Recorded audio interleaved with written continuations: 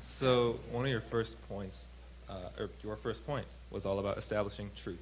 Mm-hmm. That truth exists, and your basis for that, well, if nothing is true, then that statement isn't even true. And so Mm-hmm. that was your argument. And I understand that argument. I completely agree with that argument. But with our culture today, that argument is just completely irrelevant for whatever reason. And so the problem I find myself running into is establishing that there's a truth. When I'm talking to someone who's not a believer in Christianity, at least, I establish that Christianity is true. And I establish basically the rest of the points you talked about, that God exists. If God exists, therefore Jesus exists. Therefore, we put our trust in him and follow him. But then if I'm just hit with, well, that's your truth, and my truth is this, and I'm like, well, we already established that truth is truth, and that there can't be two different truths. And I just seem to get in this circular argument, and I just don't know how to fight that. It doesn't seem like enough of an argument to just say there's only one truth in our culture today, and I just don't know if you have any other way to combat that.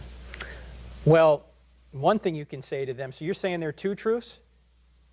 People will say there's just more than one. Okay, there's more than one. Is it true for everybody that there's more than one truth? No. I don't know.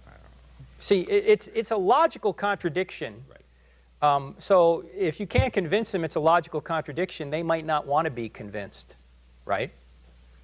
They just might not want to be. Again, the question I think that you ought to ask him is, if Christianity were really true for everybody, would you believe it?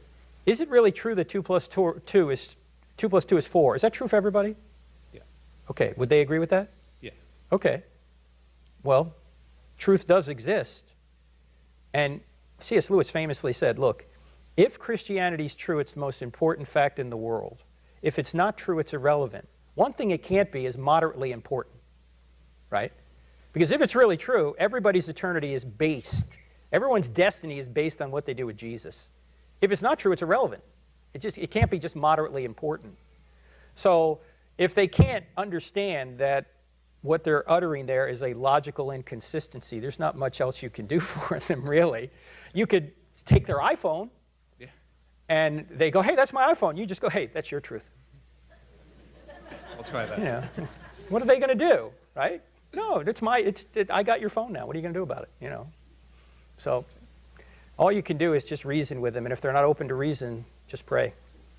Thank you. All right, thank you.